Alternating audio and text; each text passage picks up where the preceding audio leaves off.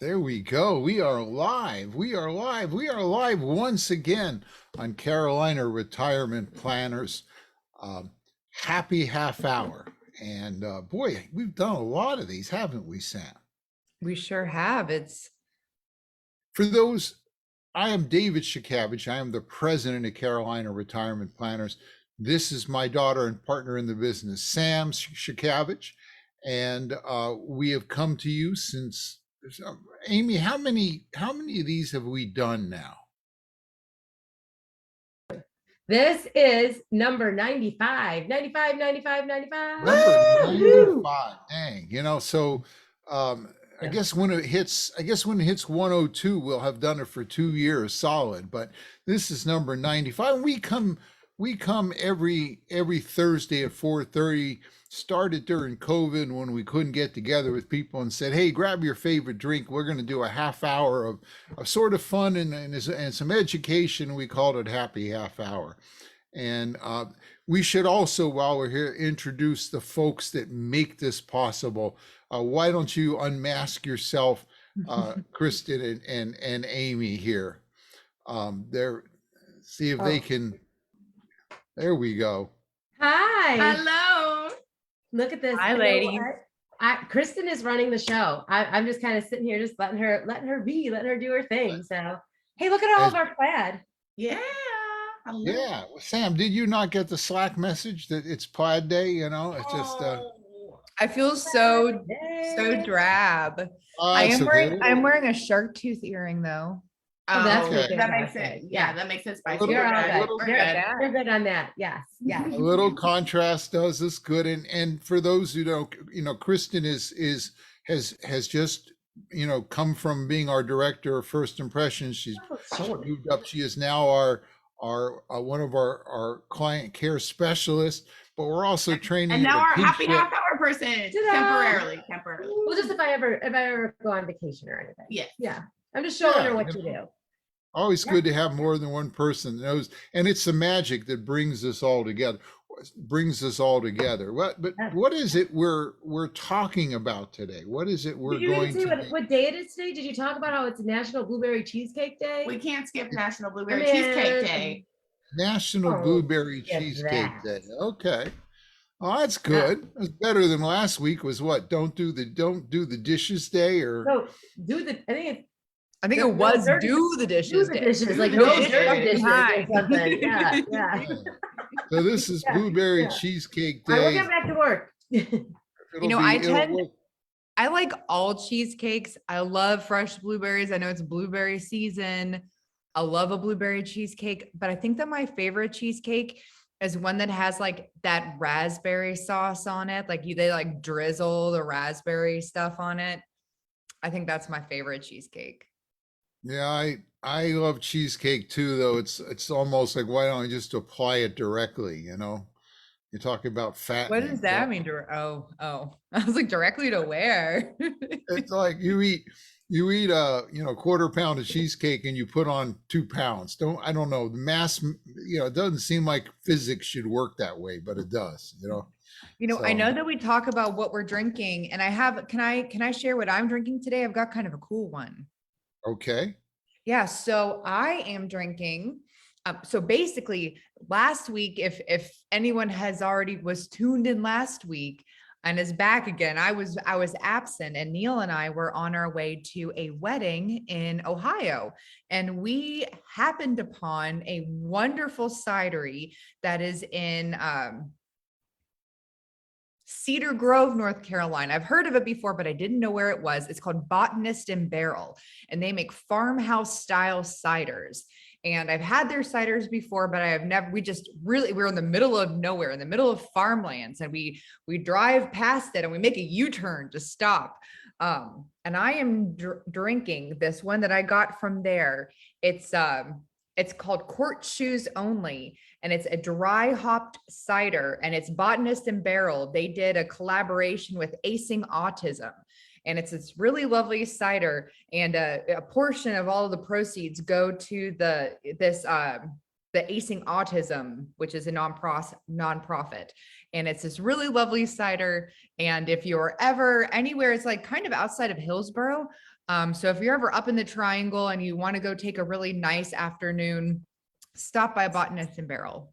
And if you like If you cider, want to kind of forget all about your lost afternoon, you can go there. What are you ladies drinking? I saved a Mountain Dew beer for Yep, Oh. we have one more. This is the last one. she had the last of the Tennessee Mountain Dew beer. I had to save it for her. I hear I'm that gonna- y'all are going to the baseball game tonight. So you're going to Yes. be awake through the entire game. Go Wilmington Sharks.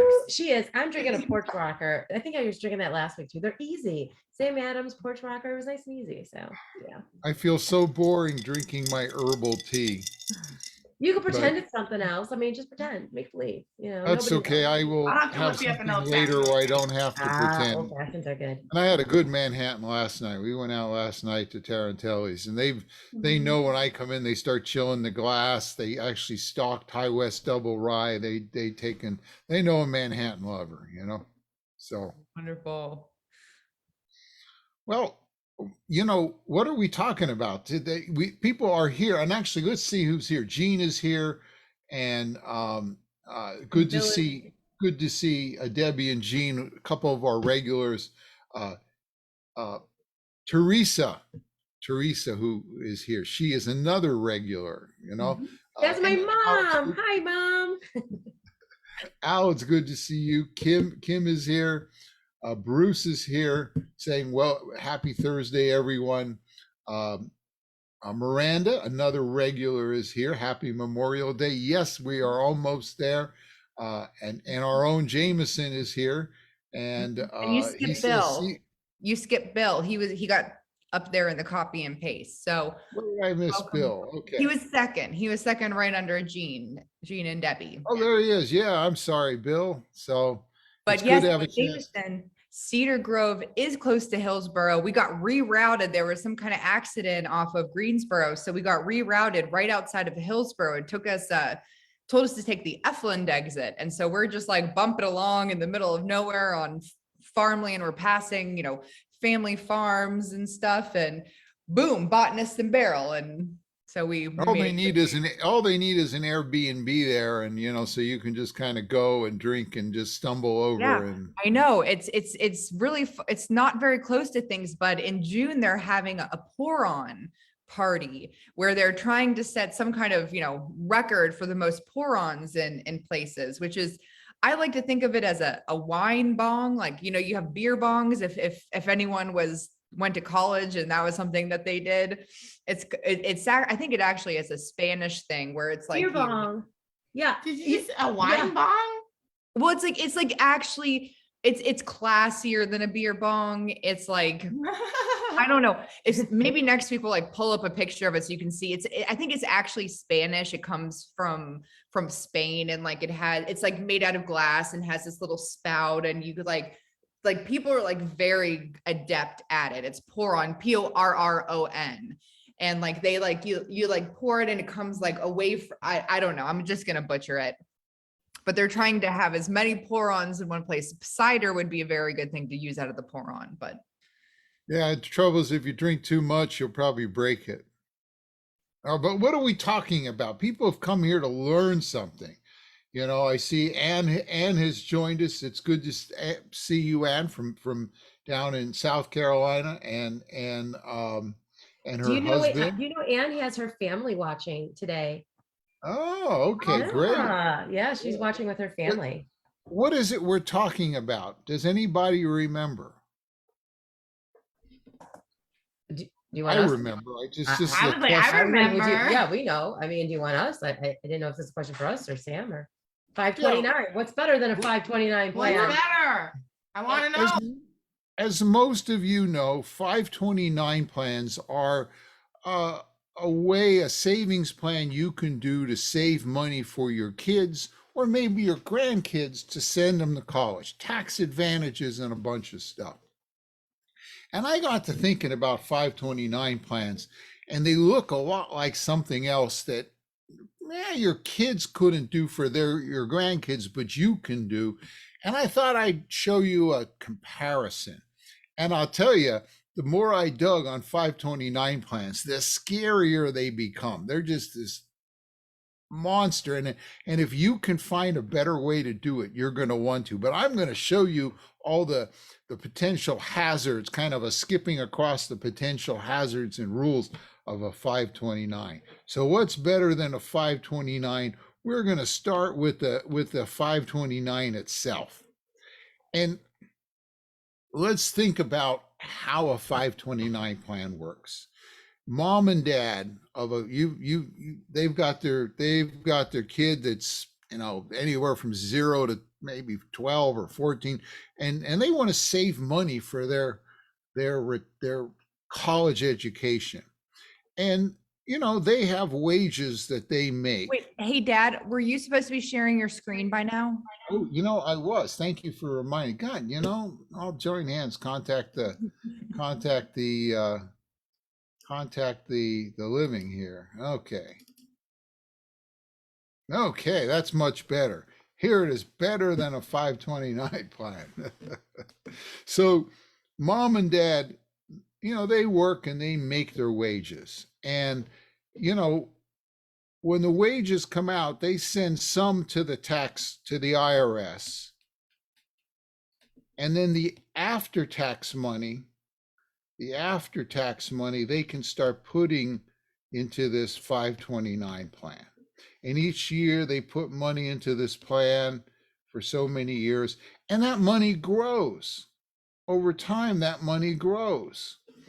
And then at some point, their child wants to use it for their education. They're 18-year-old or whatever. It can be used for even earlier education. But I'm not going to go over all the rules. I'm just going to show you what you need why you want to find something better. Now, Sam, if I've got this money here in this 529 plan and I spend this money, this growth, well, first, do I pay tax on that growth as it grows? No. Do I pay tax on it when I take it out? Not as long as you're using it. Oh, am I reverberating to y'all too? Nope, Okay. not here. Yes, ma'am. yes, you are a little bit. Yes. I think I sound better now though, don't I? Yes, Yes, ma'am. Yes, All yes. right. All right. No, you don't pay taxes when you take it out as long as you're using it for qualified educational expenses. That's right. And there's a long list of those, or not a long list, but there's a list. You can use it for tuition and fees and books and computers and special needs equipment. And you can use it for your room and board, both in the dorm or if it's outside the dorm. You can even pay so much for K through 12 tuition. You can pay money if they've borrowed money. They can use it to pay their loans or part of their loans, but only the basis of the loans, not the interest on the loans. A lot of rules. You can't use it for things like all those fees you got to pay to apply to these colleges. You can't use it to travel there. You can't use it for health insurance. You can't use it for extra. So there's a lot of rules on what it's good for and what it's not for. By the way, if this comes out and it's not for one of these special things, there's two costs to it. One is you're going to pay the tax. Like if you decide this is an account that you have in your name, you own, you have them as a beneficiary. If you decide to take it out, you've got to pay tax on it, but you also have a 10% penalty if you don't use it properly. So that's part of the things we got to worry about as we go along.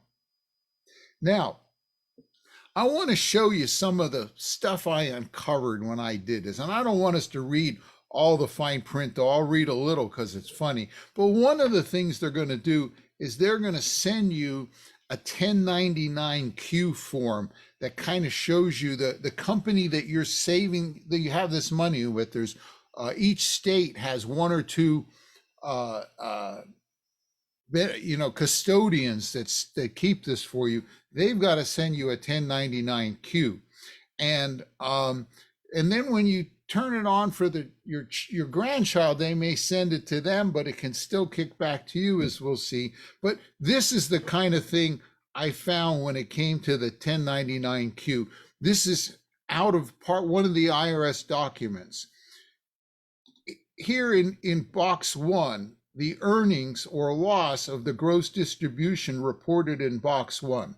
They're telling you how to do it. Use the earnings ratio described in proposed regulations, section 1529-3, that's found in notice 2001-81 and 2016-13. And of course, you can find 2001-81 on page 617 of the Internal Revenue Service Bulletin 2000-52. And it goes on and on. I mean, it's You like, had to go deep in That there. is ridiculous. I know, but What I'm is kind of wrong? thinking, I'm the grandparent and I've saved this, and now all of a sudden I've got to do something in box number 1, and these are the instructions. It's like, I'm starting to get worried. I found in Forbes an article that gave you a lot of the hazards, and I didn't put all this text in there for you to read, but it just helps me decide, to help kind of remind us what it's about. One is, you don't always have to report this 1099-Q on your tax return. Sometimes you do, sometimes you don't.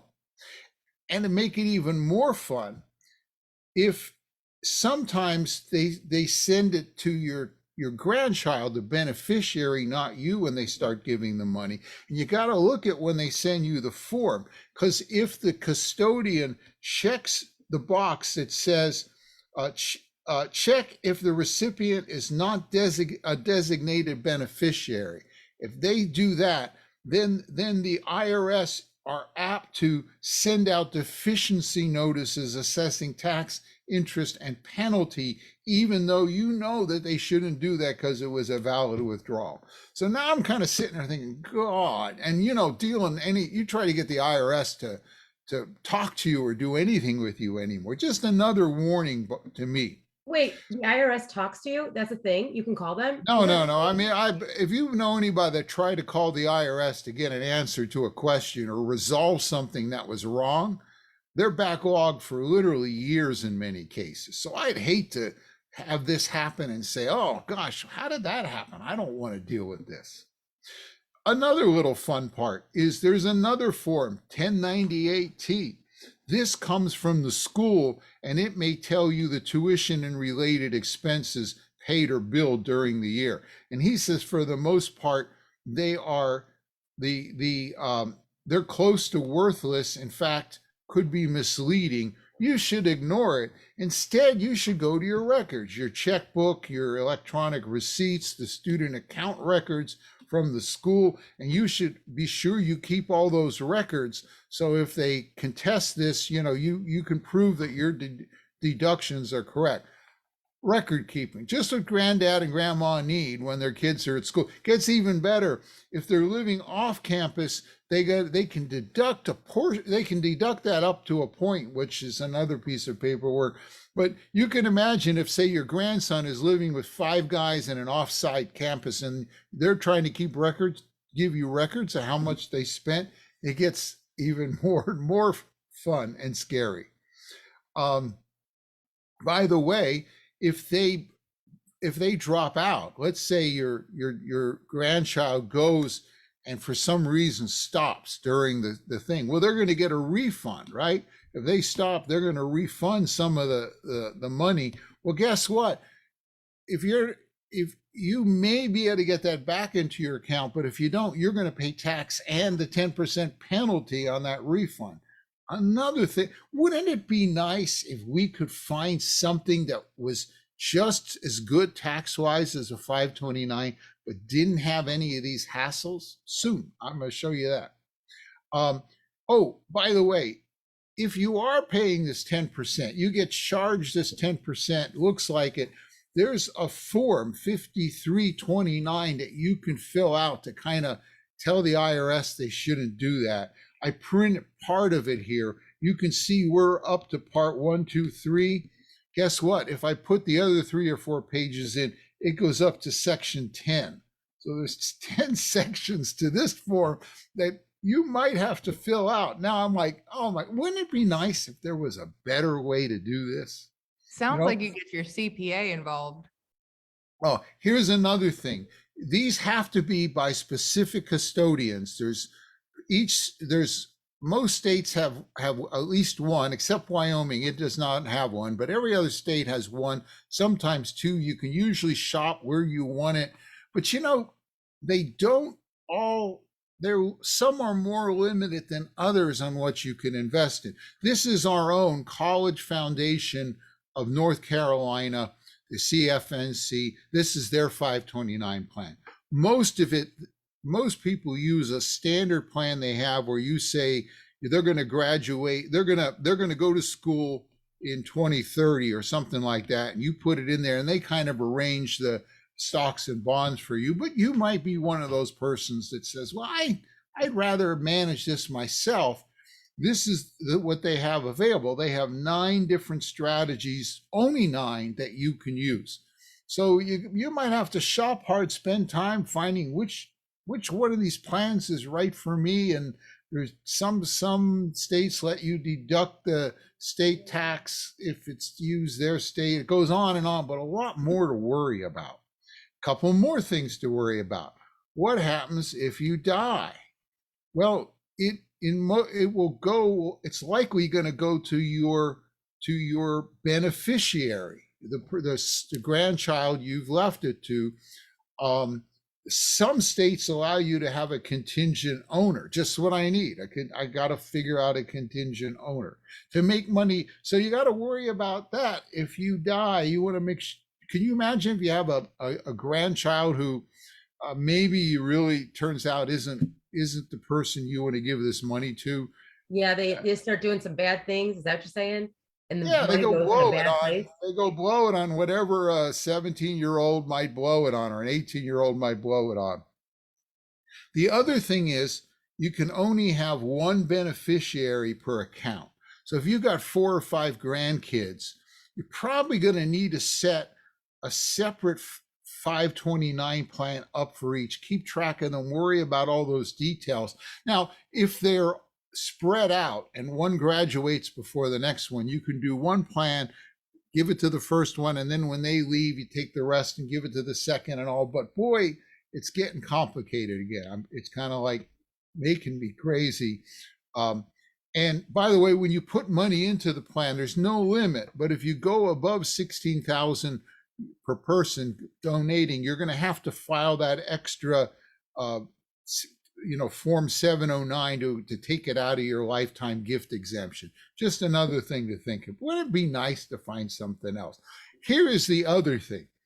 I mentioned that the money that you put in originally, the money you contributed, is tax-free to you. If you take this back out, the part up here, the growth comes out with tax and penalty, and the money you put in comes out tax-free. So let's say you put $25,000 in this for your granddaughter, and it grew to 50. We got another 25, and you've got 50 in here. And then your granddaughter, how can a granddaughter kind of make out real big so she doesn't have to go to school? She goes to one of those singing contests. What's the one? American Idol, right? She gets on American Idol as a young 17-year-old. She wins. She gets contracts. She's making all kinds of money. Pardon? Really? I said, that's my dream. That's all our dreams. That's dream. And, Yeah, there and you she go. says, well, I'm not going to go to school. I don't need to. I'm making all this money. I'm a professional singer, and she's successful.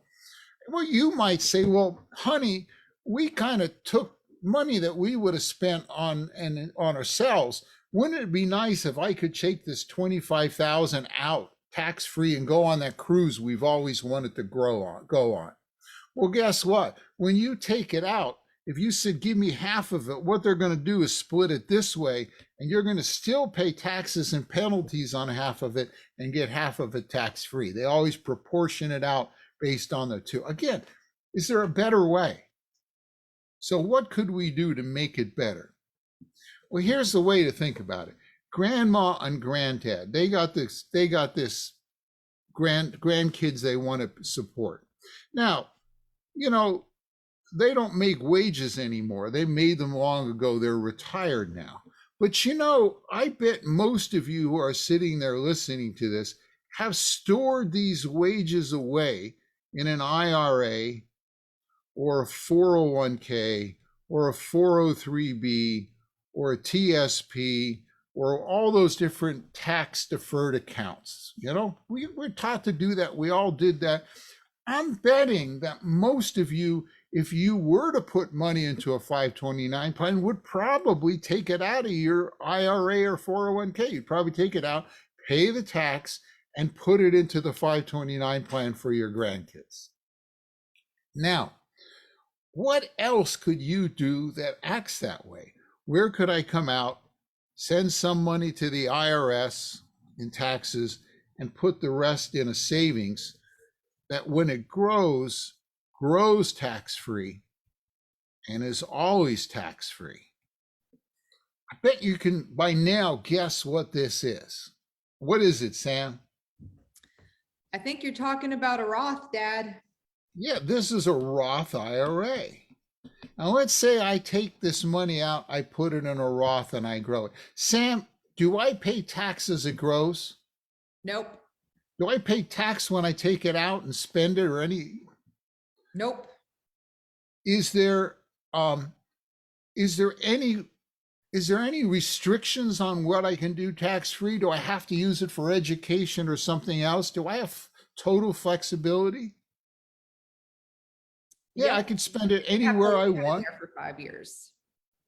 Well, no, if you're over 59 and a half and you put it in there, the basis can come out immediately and some of the growth may take 5 years. So you may not want to put it in for, you may have to do something different for someone, but if you're, most cases you would be able to make this work. And the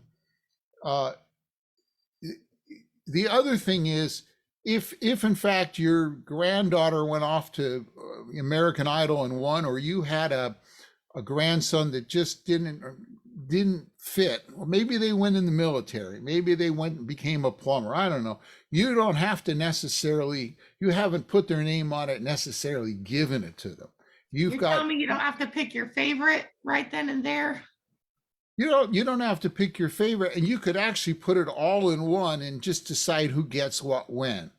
Now, you could also, if you want to, start 4 or 5 Roth IRAs and kind of say who's it attached to, but you haven't necessarily forced, you're not forced to give it to them. If you die, you got more flexibility. For instance, you could set it up so if you die, it goes to their parents, your kids, and then they can use it for their kids' education.